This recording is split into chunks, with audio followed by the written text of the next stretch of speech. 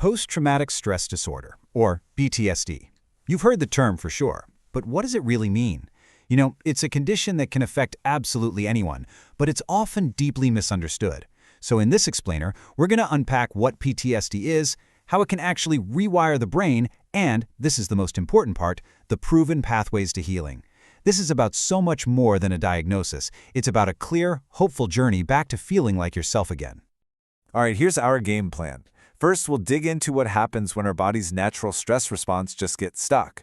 Then we'll look at the key signs of PTSD, get into the biology behind it all, and walk through the treatments that really work. And finally, we'll talk about the wider impact of PTSD and share some really crucial resources for finding help. We've all been there, right? That sudden jolt of adrenaline, your heart pounding after a car cuts you off or a door slams shut. That's a normal survival instinct. But what happens when that feeling of being in danger doesn't fade away, even long after the threat is gone? This is the absolute heart of post-traumatic stress disorder. Think of your body's fight or flight response like a smoke alarm. It's supposed to go off when there's a fire, right? Well, with PTSD, it's like that alarm is just stuck, blaring away, even after the fire's been put out. That natural survival switch just won't turn off. Okay, and this is so important to get. PTSD is not a character flaw. It's not a sign of weakness. It's a real biological injury. When the brain gets totally overwhelmed by a traumatic event, it can have trouble, filing that memory away correctly. But just like a physical wound, it is a treatable condition.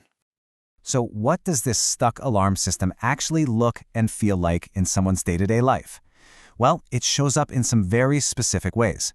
Experts usually group the symptoms into 4 main categories, and together they really paint a clear picture of what's going on. First up, you have re-experiencing.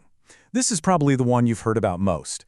The trauma isn't just a bad memory. It literally forces its way back into the present. It could be through vivid, unwanted thoughts during the day, awful nightmares, or even flashbacks so intense that the person feels like they're right back in that moment, living it all over again. Second, there's avoidance. To cope with all that pain, a person might go to incredible lengths to stay away from anything that could be a reminder, a certain place, a song on the radio, even just talking about it. It's a totally understandable attempt to keep that emotional pain from bubbling up. The third cluster involves these negative changes in how a person thinks and feels. The trauma can really change how someone sees themselves and the world. They might feel this constant guilt or shame, start believing that the world is a dangerous place, or just lose interest in things they used to love. It often leaves people feeling really disconnected and alone. And finally, we have changes in arousal and reactivity. This goes right back to that alarm system being stuck in the on position. The person is just constantly on edge. They might startle really easily, always be scanning the room for danger. And as you can imagine, being in that state 24/7 is completely exhausting. It can lead to trouble sleeping, irritability, and make it almost impossible to concentrate. So, why does this happen? Why do some people get stuck in this terrible cycle while others seem to bounce back more quickly? The answer isn't about being tough enough. It's about neurobiology. Let's pop the hood and see what's really going on inside the brain. A whole range of events can be traumatic, from combat and assault to car crashes and natural disasters. But here's something really interesting that the research shows.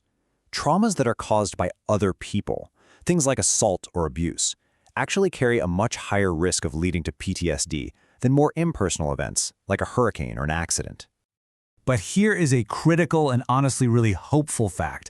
The vast majority of people who go through a traumatic event will not develop PTSD. Yes, they'll have stress reactions, of course they will, but most people recover. It just goes to show how incredibly resilient the human mind really is. PTSD is a possible outcome, but it is never, ever an inevitable one. So here's the play-by-play. When a threat shows up, a part of your brain called the amygdala basically sounds the alarm. Stress hormones like adrenaline flood your system to get you ready to fight or run. Now normally, once the danger is over, other hormones come in and give the all-clear signal. But with PTSD, that all-clear signal fails. It's like the traumatic event was so overwhelming that it broke the brain's chemical reset button. So the brain stays stuck in emergency mode, keeping the body on high alert. And that leads us to the most important section of this entire explainer. Because PTSD is a brain injury, it can be healed. There are clear, science-backed paths to recovery, and honestly, the success rates are incredibly encouraging. Now, this isn't just about talking things out. These are highly targeted treatments designed to help the brain finally finish processing the trauma. Therapies like EMDR and exposure therapy are considered top-tier treatments. The goal isn't to make you forget what happened. The goal is to take the intense emotional charge out of the memory, to basically refile it so your brain stores it as something that happened in the past, not as a threat that's happening right now. And this is what recovery looks like. This quote is from someone who went through an intensive treatment program. It's not just about learning to cope, it's about genuinely healing. That last line says it all, doesn't it? I finally feel safe in the world. That's the goal, and it is absolutely possible. And if you need proof, here are the numbers. This data shows that nearly 8 out of 10 people who finish a specialized, intensive program no longer have PTSD. We're not talking about just feeling a little better. We're talking about a life-changing recovery. That offers real, concrete hope. You see, trauma doesn't happen in a vacuum. The effects of PTSD ripple outwards, touching families, relationships, workplaces, pretty much whole communities. So in any given year, maybe 3.5% of the general population might have PTSD. But look how that risk changes depending on exposure. For people who've survived a serious accident, that rate can jump to 10%. And for combat veterans who often face trauma again and again, it's estimated to be around 22%. It's a stark reminder that the more someone is exposed, the higher the risk. And it's not all in your head, not by a long shot. The mind and body are deeply connected. Living in that constant state of high alert puts a massive strain on the body. Over time, the chronic stress of PTSD can lead to very real physical health issues, from a weaker immune system to chronic pain. So, after all of this, what's the big takeaway? It's this: healing is possible.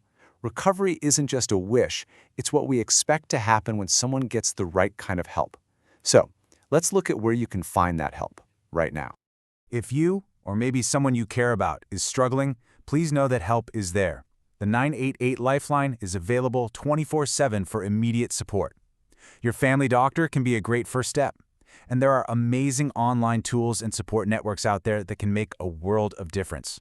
Just taking that first step is the real start of recovery. And we'll end with this question. Because, understanding PTSD isn't just for doctors or for people who have it. It's for all of us. When we all get that it's a treatable injury, not a personal failing, we start to break down the stigma that keeps so many people from getting help. By building a culture of awareness and empathy, we can create a world where everyone has a clear and supported path to healing.